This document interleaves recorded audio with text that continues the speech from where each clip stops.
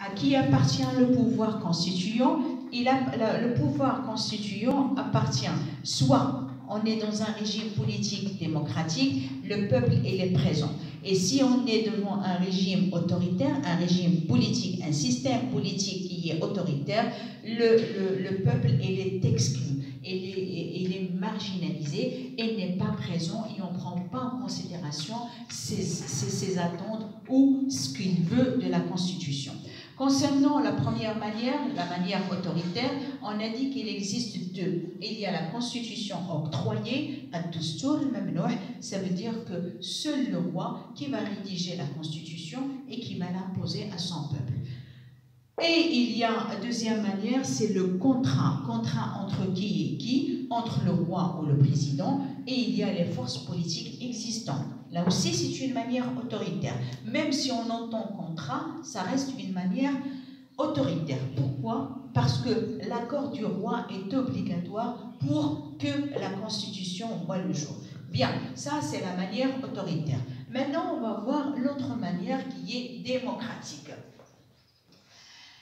Dans la manière démocratique aussi, on va distinguer, ça veut dire que le peuple est présent. Ça, c'est bien. Si le peuple est présent, ça veut dire qu'on a pris en considération ses attentes et il est là au moment de... Ça peut être là avec ses représentants au moment de la rédaction ou peu importe les espérances du peuple, on va les prendre en considération. Dans la manière démocratique, on peut distinguer aussi entre deux manières. Des fois, on dit trois, mais la troisième, il est relié au premier. La manière démocratique, c'est que ce qu'on appelle la présence d'une commission constituante. C'est quoi une commission constituante? Tout simplement, on va choisir, le peuple va élire, va nommer une commission constituante. Normalement, cette commission constituante, elle est composée de ce qu'on appelle des spécialistes du droit constitutionnel. Ça peut être des professeurs universitaires, des juges, des avocats ou tout simplement des spécialistes en général. Cette commission-là, qui peut être composée d'une centaine, à peu près, même pas, de personnes, ces personnes-là, des membres qui vont rédiger la Constitution. Une fois rédigée, ils vont bien sûr le présenter directement au peuple et c'est le peuple qui va choisir, qui va dire par un référendum. Quand on dit référendum, ça veut dire la réponse oui ou non à la Constitution. Il y a seulement deux bulletins. Là, il y a le oui et là, il y a le non et le peuple va choisir. Vous voyez que ici, le peuple va intervenir deux fois. Premièrement, pour choisir les membres de la commission et deuxièmement, pour bien sûr donner son avis par un référendum et il accepte ou il n'accepte pas la Constitution. Une fois la Constitution est promulguée, ou une fois la Constitution est acceptée par le peuple, cette commission va disparaître.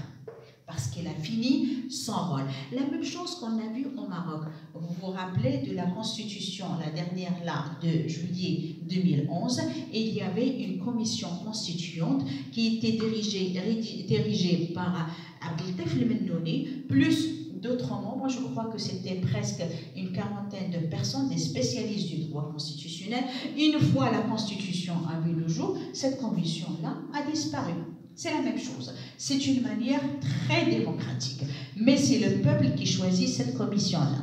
Deuxième manière qui est démocratique, bien sûr, c'est au sein du Parlement. Ça veut dire qu'on a des parlementaires, on a un Parlement qui travaille déjà, mais c'est au sein de ce Parlement-là qu'on va choisir une commission. C'est pour ça qu'on dit une commission constituante législative. Législative, pourquoi? Parce que ce sont les représentants de la nation qui vont choisir des personnes, des membres qui vont rédiger la Constitution. Vous voyez que le peuple ici intervient seulement pour choisir les représentants de la nation, et ce sont les représentants de la nation qui vont choisir. Une fois la Constitution est rédigée, on le présente à la nation, au peuple, qui va dire son mot par un référendum. Ça veut dire oui ou non. C'est ça ce qu'on appelle commission législative. Législative, c'est une commission législative. Ce qui est bien, c'est que dans les deux, il y a ce qu'on appelle le référendum. Le référendum pour dire oui ou non à la Constitution, est-ce qu'on l'accepte et ou on ne l'accepte pas, ça veut dire on le refuse. Ce sont ce qu'on appelle manière démocratique. Le peuple est présent soit par cette commission, soit par les représentants de la nation, mais il est là aussi par un référendum, avec une certaine liberté, avec une certaine autonomie, sans l'introduction ou sans ce qu'on appelle le poids du ministère de l'Intérieur. Le peuple va choisir d'une façon libre, par un référendum, oui ou non à la Constitution. Voilà ce qu'on peut dire sur le pouvoir constituant. Soit le peuple, il est là, il est présent, soit le peuple, il est écarté, et ce sont les deux manières. Reste à savoir quelle est la procédure qui est suivie au Maroc. Bien, quand on parle de la constitution marocaine, on va commencer par l'historique. Le Maroc a connu combien de constitutions? Bien sûr, il a connu plusieurs.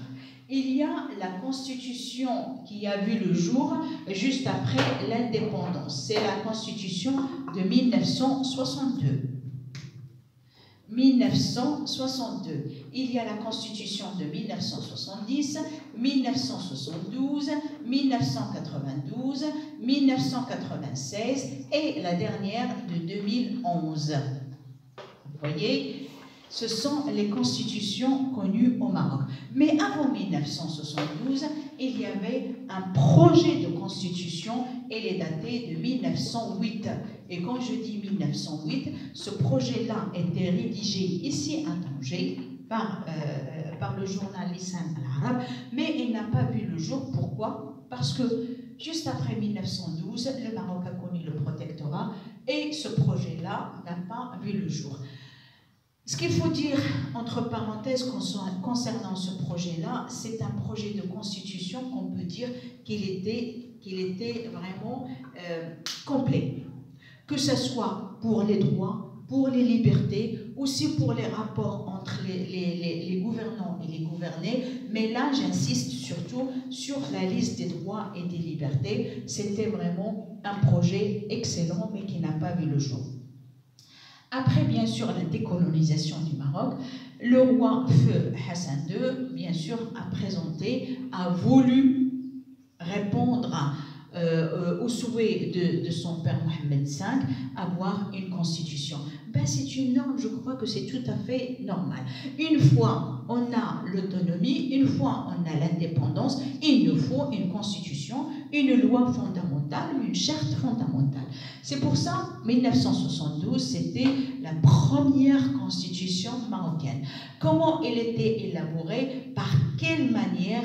À qui appartenait le pouvoir constituant? Est-ce que le peuple était présent ou le peuple était écarté? Bien.